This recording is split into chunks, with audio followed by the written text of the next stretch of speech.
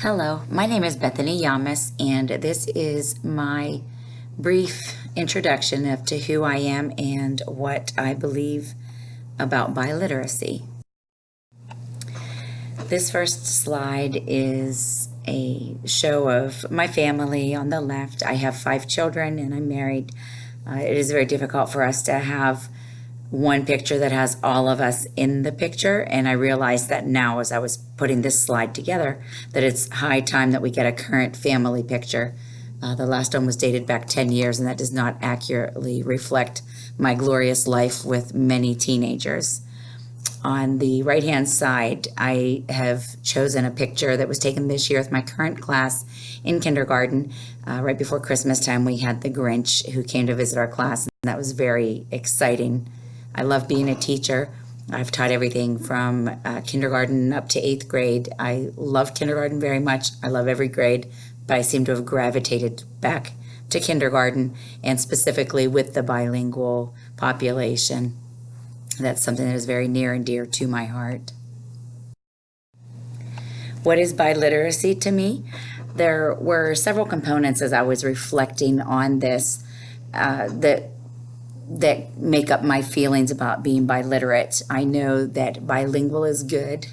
Being biliterate is better, because that means that you are literate. You can read and write in both languages. My personal belief is that being biliterate is not enough. Takes it even one step further, and I was trying to think this afternoon what could accurately describe my feelings about biliteracy. And I would call that omnicompetent biliteracy. Omnicompetent means that you are capable on every level to do all things. So you're competent in both languages. You're biliterate, but you're capable in both languages to learn, to demonstrate on an ongoing basis that you actually have the ability to use both languages in every scenario and situation. I enjoyed both of the videos very much, actually. I felt that Dr. Escamilla is a kindred spirit of mine. I have been a teacher for 11 years, but everything that she said are core values and beliefs that are deep in my heart. I am also very intrigued by the simultaneous bilingual kids. Those are the ones that encouraged me to become a bilingual teacher. Those are the kids that fall through the cracks, and every single year and systematically and across the nation, that's the very population that we fail over and over again. Of course, we have a few friends that can rise above that, but by and large, that's the failed population that we have. And so it is very important to me to help and to encourage and to do my very best in my reach, within my reach, to help that population to succeed.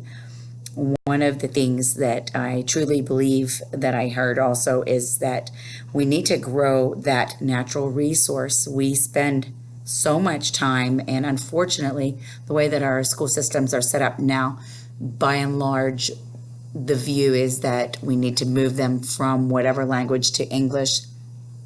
Still, whether it's as quickly as possible or as a late exit over time, to move them into English.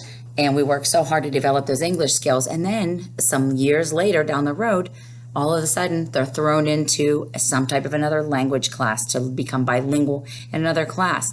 So why are we doing this? Why are we doing this to our natural resource that they already come to us? They already come to us with something in both languages. Why not cultivate that to turn them into the biliterate resource that our nation desperately needs at this point in our growth? I also found some things from Dr. Izquierdo's video, her literacy center. I am very pleased with everything that I heard about that, and it makes me feel very proud. I love that the undergraduates are learning how to work before they even get to the field.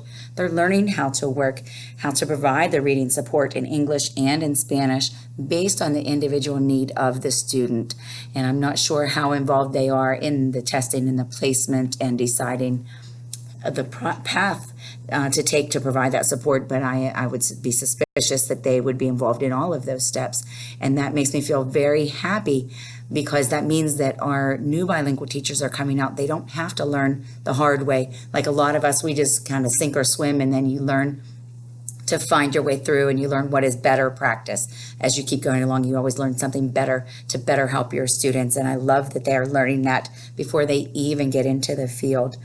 And one of the things that stood out to me also was the connection that they make. It's not just that they're providing that support, but they make that connection with writing, and it's a culminating act out of the 7-week period that they work with them, so that they can show what they're learning. And that's super incredibly important as you're becoming literate in any language, to move it from the language from the reading, and then to be able to produce it in the writing. And that's a direct reflection of your reading ability. And it just made me very proud of that work. And I'm very much looking forward to taking this class.